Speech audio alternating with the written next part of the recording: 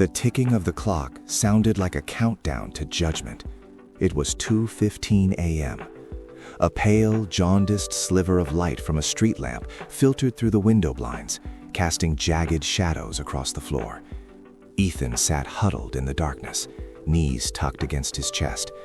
There was no sound to his weeping, but his chest felt like a dormant volcano, burning, churning, yet unable to erupt. He felt like the most redundant, worthless entity in the vast universe. His very existence felt like a burden the earth was tired of carrying. With agonizing effort, he pushed himself up on trembling legs and stumbled toward the mirror. The glass was coated in a thin layer of dust, a perfect metaphor for his current life. He wiped it away with a shaky hand and recoiled at his own reflection. Was this hollow shell truly him? Sunken eyes, matted hair, and a face etched with the bitterness of 1,000 failures. Where was the vibrant kid who used to own the streets with his smile? His cheekbones were sharp, his skin sallow. The man in the glass seemed to sneer. You disappeared long before tonight. There comes a moment in every life when it feels like the world is swallowing you whole. For years, Ethan had chased the mirage that things would just fix themselves. He scrolled through his friends' success stories on social media, then buried his face in a pillow soaked with silent tears. He blamed fate. He thought the universe had a personal vendetta against him. He had squandered his prime waiting for a magical break that never came. Tonight, there was no one left to call, no shoulder left to lean on. But the heavy silence of the night finally forced him to face a brutal truth. He realized that no one was coming with a tissue to wipe his eyes. No one was coming. Not tomorrow. Not ever. If he wanted to survive, he would have to set his own broken bones and pull himself out of the abyss with his own bloodied hands. Life wasn't a fairy tale where a savior appears in the final act. In reality, every man must be the sentry of his own fortress. This realization set his soul on fire. Ethan knelt and carved a deep scratch into the hardwood floor. In a voice cracked with emotion, he whispered, "Tonight, my old, cowardly, defeated self dies." He decided he was done waiting for miracles. He knew that a giant oak doesn't reach the sky overnight, and a skyscraper isn't built in a second. His shattered life wouldn't be fixed in a day, but he made a vow. No matter how tall the mountain, he would strike the first blow today. He would no longer save his effort for tomorrow. He looked into the mirror and delivered a sharp, stinging slap to his own face. He wanted to shock his numb, stagnant soul back to life. He screamed at his reflection, "Ethan, how much longer will you rot in this gutter? How much longer will you curse your existence? You've cried enough. Now turn those tears into sweat and get on the battlefield." His voice echoed off the cold walls. He swore that he wouldn't close his eyes until the sun rose. He would start rebuilding himself right here, right now. In the past, he comforted himself by saying he didn't have the right connections or enough money. But in that lonely hour, he realized that a man's true wealth isn't in his wallet, it's in the caliber of his mind and the iron in his will. The world outside is merely a reflection of the world within. If he loathed himself, the world would treat him with contempt. He decided that before he earned the world's respect, he would first reclaim his dignity in his own eyes. He stopped seeing himself as a victim and started seeing himself as a gladiator. The whip of reality can paralyze a man, or it can teach him to run. Ethan understood that the world only makes room for the relentless. The busy world doesn't care how many nights you went hungry or how poor your upbringing was. The world only cares if you can rise from the ashes like a phoenix. He vowed never to beg for pity again. He wasn't a charity case, he was an unstoppable force of nature. From this moment on, the word excuse was scrubbed from his vocabulary. Ethan felt a new kind of fire coursing through his veins. It didn't bring him peace, it brought him hunger. Deep in the recesses of his mind, he saw the little boy he once was, the one who dreamed of touching the stars. He apologized to that child for suffocating those dreams. He took that boy's hand in his mind and promised, "Ethan, I will show you how to dream again. I will make you believe that you were born to win." This internal dialogue granted him a supernatural strength. In a voice as cold as steel, he spoke into the darkness. "Ethan, as of today, you have no history. Your identity starts at zero. If everything is gone, good. Now there's nothing left to lose. This vow shattered the silence of the night. He felt the rotting version of himself wither away and a new, hungry version take its first breath. He was no longer hungry for comfort. He was hungry for proof. He found an old journal and, with a trembling hand, wrote, "As of today, I accept total responsibility for every failure, every insult, and every ounce of my current poverty." Writing those words felt heavy. For years, he had blamed the economy, the system, and his bad luck to keep his ego intact. But shedding that armor of lies gave him back his power. He realized that if he was the one who dug this hole, he was also the only one who could build the ladder out. He admitted that his mindless scrolling, his addiction to cheap hits of dopamine, and his crippling laziness were the architects of his downfall. He listed his mistakes until he broke down in tears again. Each mistake was a record of a year wasted. But at the end of that cry, he felt a divine clarity. He wasn't blind anymore. He had identified his true enemy, his own destructive habits. Identifying the enemy is half the battle won. He realized that every time he hoped for a handout, he was actually handicapping himself. Walking with a crutch is easy, but standing on your own feet is the only way to truly run. From now on, he wouldn't let anyone else touch the steering wheel of his life. Even if he took a wrong turn, the mistake would be his, and so would the power to correct it. He became the sole sovereign of his destiny. He threw the habit of complaining into the trash. He saw that complaining is a drain that sucks out a man's vitality and leaves him mentally castrated. From now on, he would let his work do the talking. He told himself, produce or stay silent. This rigid discipline became his new oxygen. He would no longer hide under the blanket of weakness, waiting for the world to be fair. He wrote down the most painful memories of the last decade on a scrap of paper and struck a match. As the orange flames consumed the ink, he felt the weight of his guilt and regret burning away with it.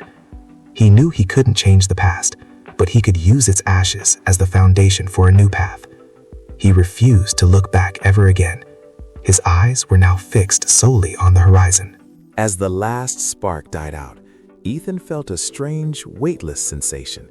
The fog in his brain cleared instantly. He felt the muscles in his arms tighten and his spine straighten. He wasn't the broken boy who would collapse at the first sign of trouble. He stopped waiting for the storm to pass. He walked into it. His gaze was steady, sharp, and locked onto his future. Then began the tactical planning for the greatest war of his life. He understood that dreaming of the sky is easy, but building the stairs to get there requires precision. He told himself, "Ethan, you don't have to conquer the world today. Just win the battle of getting out of bed 30 minutes before the sun rises tomorrow." He realized that a mountain is just a collection of small stones. This tiny victory would be the first chapter of his epic. He knew that motivation was just a flickering candle that could be blown out by the slightest breeze of hardship. But discipline didn't care how he felt. He decided that his mood or his level of fatigue would no longer dictate his actions. Whether it was raining outside or he was bleeding inside, he would stick to the routine. To act against your own comfort is the mark of a true man. He took the first step toward becoming that man. He looked around his room, the cobwebs in the corners, the stacks of old mail. This room was a witness to his neglect. He immediately grabbed a cloth and began to scrub. The room changed first, then his mind followed. After 3 hours of intense work, the room was spotless. He felt a new sense of order and peace. A clean environment breeds a clean mind. He stopped believing in the fantasy of an overnight transformation. He set realistic micro goals. Starting tomorrow, he would exercise for 20 minutes and read 10 pages of a book that challenged him. He understood the power of compounding, that these small, seemingly insignificant habits would eventually grow into a massive fortress of success. He locked his smartphone in a drawer and put the key in another room. He realized that that small screen had been shrinking his world for years. Comparing his behind the scenes to everyone else's highlight reel was his greatest folly. He traded his virtual life for the raw, gritty reality of the present. Time was now his most lethal weapon. He cleared his desk and left only a single white sheet of paper and a pen. On it, he didn't write his grand dreams. He wrote the 3 non-negotiable tasks for tomorrow. This clarity gave him an incredible surge of power. He knew that his environment controlled his habits, so he cut out all toxic clutter and toxic people. He chose the lonely path of excellence. He warned himself that this path wouldn't be paved with roses. His old brain would scream at him to go back to the comfort of the bed. He knew that his neurons had been wired for failure for years, and they wouldn't give up without a fight. But Ethan was ready. He drew an invisible sword to fight the lazy corners of his own mind. Self-mastery was the only victory that mattered. In the 3rd phase, he began building his mind into a fortress. He realized that the world couldn't hurt him nearly as much as his own poisonous thoughts did. He asked himself, if I am my own worst enemy, how can the world ever save me? He learned to be kind to himself. He took his own hand and declared himself his own best ally. Before, he spent his days mourning what he lacked.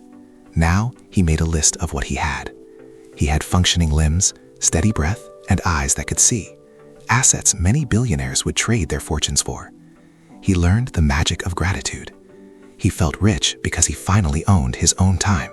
He understood that his self-hatred was a form of mental paralysis. He learned to forgive himself unconditionally. He hugged his own soul and said, Ethan, you are human. You walked the wrong path, but you are not the path. This self-forgiveness lifted a mountain from his chest. He was now calm, steady, and immovable. Standing before the mirror, he no longer slouched. He looked himself dead in the eye and said, I love you, Ethan. I am going to take you to the summit where you belong. As he spoke, warm tears fell, but these weren't tears of grief. They were the holy water of a new birth. He was finally at peace with his own spirit. He stopped comparing himself to others. He understood that the only competition that mattered was Ethan today versus Ethan yesterday. If he could improve by just 1% every day, he would be a completely different man by the end of the year. This simple math made him fearless. He was no longer chasing anyone. He was outrunning his former self. In the 4th stage, he invaded the kingdom of fear. He realized fear survives on hesitation. He listed his biggest terrors: public speaking, rejection, failure. He decided to walk straight through the fire. The only way to kill fear is to look it in the eye. He decided to pitch a new business idea door to door. His heart hammered against his ribs. He felt like he might faint, but he told himself, embarrassment won't kill you, regret will. He realized that living without a purpose was worse than death. The first time someone slammed a door in his face, he didn't crumble. He smiled, a mysterious, knowing smile. That rejection was the first brick of his success. Every no he heard made him whisper, just wait, world. You haven't seen my true fire yet. He realized every failure was just polishing his edges. The shy, embarrassed boy was dying, and a man of steel was being forged in the heat of the struggle. He feared no one because he had already lost everything and realized he was still standing. He murdered the ghost of perfectionism. He realized the secret to success was failing fast and learning faster. He started his work messy, but he started. He knew that if he couldn't run, he would crawl, but he would never be stationary. He stopped chasing perfect. He chased done. This relentless work ethic set him apart from the crowd. In the 5th stage, he found a purpose greater than himself. He realized that living only for your own belly makes for a very small life. When work is fueled by a grand mission, fatigue cannot touch you. He decided to create something that would serve his family and his community. This higher calling woke him up at 4 a.m. every single day. He used every past insult as high-octane fuel. He kept the faces of those who doubted him in his mind, not to hate them, but to thank them. Their poison had become his medicine. He realized that success isn't about getting even. It's about becoming so great that their opinions no longer matter. He drew a 10-year map of his life, but he didn't live in the future. He used the dream as a North Star to guide his current steps. He kept his eyes on the ground to ensure his footing was sure, but his heart remained with the stars. This balance of grand vision and micro-execution made him unstoppable. In the 6th stage, he immersed himself in the ocean of patience. He knew that an oak takes time to grow, but once it does, it stands for centuries. He stopped checking the scoreboard and focused on the game. He trusted the process and left the results to the universe. Months passed. There were no visible miracles. His bank account was still low, his apartment was still small, but the man inside had changed completely. He no longer panicked. He no longer cursed himself. His confidence was built on a foundation of iron. He knew that greatness takes time, and he was willing to give it every second he had. While his peers were partying and wasting their lives on cheap thrills, Ethan was alone at his desk, grinding. Loneliness tried to swallow him whole sometimes, but he knew that before you reach the peak, you must cross a desert of solitude. He turned his silence into his greatest strength. Silence, he realized, is the loudest noise a man can make. In the 7th stage, he nailed the coffin of his old identity shut. He was no longer the boy who cried when things got hard. He was a formidable man with fire in his eyes and scars of labor on his hands. When he spoke his own name, the air around him seemed to change. He announced his rebirth to the world through his results, not his words. He no longer feared the dark alleys of his past. He could walk back into those memories with a flashlight and show others the way out. He realized his pain hadn't been in vain. It had tempered him like iron into steel. He wore his scars like medals of honor. He understood that a man who has never been broken can never truly be built. He realized that life wasn't trying to break him. Life was trying to prepare him. Life had hammered him until he was sharp. He could now handle any blow with a smile. The old restlessness was gone, replaced by a peace as deep as the Pacific Ocean. This peace wasn't passive. It was the quiet hum of a massive engine. In the 8th stage, he achieved a profound self-respect. He no longer looked for likes or validation. He knew who he was and what it cost to get here. When he smiled now, that smile had the power to light up a room. He was the architect of his life and the king of his own soul. His every action was now a work of art. The day he achieved his first true milestone, a major project that made his name known, he didn't throw a party. He went to a quiet hilltop and looked at his weathered, hard-working hands. He whispered, "Thank you, Ethan. You didn't give up on me in the dark." In that moment, he felt a divine connection between his effort and the universe. Ethan's journey wasn't just his own victory. It was a blueprint for the millions who feel hopeless today. He became a symbol. He wanted to show others that giving up is never an option, that staring failure in the face and refusing to blink is the only way to live. He became a lighthouse in the storm.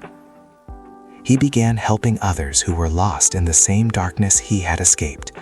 A single word from him, a single look, could reignite the dead dreams of others. He found that by helping others, his own old wounds healed even faster. He realized that service is the highest peak of human success. The nights were no longer filled with dread. They were his sanctuary for creativity. He no longer waited for sleep. He waited for the next dawn with a heart full of fire. Every second of his life was now meaningful. He was the master of time, not its slave. He learned to live every moment to its absolute fullest. Years later, standing by the window of his own high-rise office, Ethan looked down at the city and exhaled a long sigh of gratitude. He saw the ghost of the broken boy in that small apartment, and he hugged him in his mind. He knew that if that dark night hadn't happened, this golden day would never have dawned. Every defeat was a foundation stone. After hearing Ethan's story, will you still make excuses? Will you still believe your time is up? No, there is a sleeping giant inside you too, waiting to be called. Every tear, every ounce of pain is building an invincible power within you. If Ethan could rise from the gutter to the sky, why can't you? Time is slipping through your fingers like sand. Every second brings you closer to the end. Years from now, when you lie on your final bed, let there be no tears of "I could have, but I was afraid." Let that fear wake you up today. You only get one life. Make it an epic. Finally, Ethan learned that life is an infinite battlefield where giving up is the only true death. It doesn't matter how you started or how many times you fell. The world only remembers how you finished. Make your final chapter legendary. Pick up the pen of your life today. Ethan did it. You will too. Your victory is certain. Just find the courage to begin.